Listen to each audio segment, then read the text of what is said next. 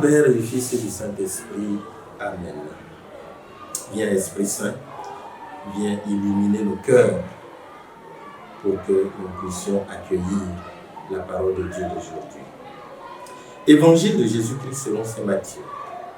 En ce temps-là, Jésus disait à ses disciples cette parabole. Le royaume des cieux sera comparable à 10 jeunes filles invitées à des noces qui prirent leurs lampes pour sortir à la rencontre de l'époux. 5 d'entre elles étaient insouciantes et 5 étaient prévoyantes.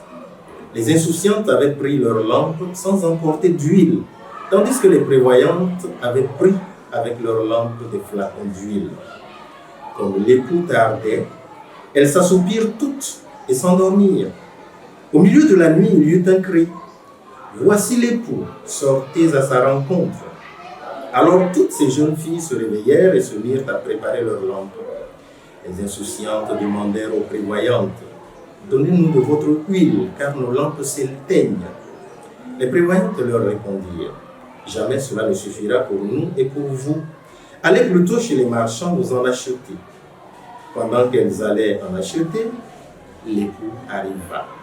Celles qui étaient prêtes entrèrent avec lui dans la salle des noces et la porte fut fermée. Plus tard, les autres jeunes filles arrivèrent à leur tour et dirent, « Seigneur, Seigneur, ouvre-nous. » Il leur répondit, « Amen, je vous le dis, je ne vous connais pas. Veillez donc, car vous ne savez ni le jour ni l'heure. » Acclamons la parole de Dieu. Louange à toi, Seigneur Jésus. Aujourd'hui, nous sommes le vendredi 26 août 2022 de la 21e semaine du temps ordinaire de l'année C. Le Seigneur continue de nous inviter à la vigilance. Veiller et être vigilant, les deux choses vont ensemble. Et la vigilance, la veille, demande également la capacité de prévoir, la capacité d'anticiper, la capacité de voir des choses qui ne sont pas encore là et qui pourraient arriver et qui peuvent arriver. Et ce n'est pas pour rien que le jour de notre baptême, il nous est dit que nous sommes prophètes. Prophètes parce que nous devons relayer la parole de Dieu, mais également parce que notre capacité de discernement nous permet de prévoir déjà un certain nombre de choses dans notre vie. D'être des personnes qui ne vivent pas seulement au jour le jour, en fonction de la façon dont les choses se passent tout simplement, et qui sommes tournés dans les roues de la vie, sans savoir où est-ce que nous allons, mais des personnes capables de pouvoir anticiper sur ce qui pourrait arriver. Et le Seigneur nous donne la capacité, la grâce et les possibilités à travers sa parole, à travers les sacrements et à travers tout ce qu'il met à notre disposition. Donc cette vigilance, elle est de mise. Et dans tout ce que nous faisons, nous devons être vigilants. Pas vigilants parce que nous soupçonnons tout le monde de nous vouloir du mal. Ça n'a pas de sens. Pas vigilants parce que nous avons peur d'un avenir incertain et nous ne savons pas comment les choses se passeront. Et donc nous sommes là angoissés, on ne sait pas ce qui va arriver demain, il faut prendre toutes les dispositions, on ne sait jamais, il ne faut pas sortir tel jour parce qu'on aurait des problèmes, il faut ceci ou cela. Donc ce n'est pas de cette vigilance dont nous parlons.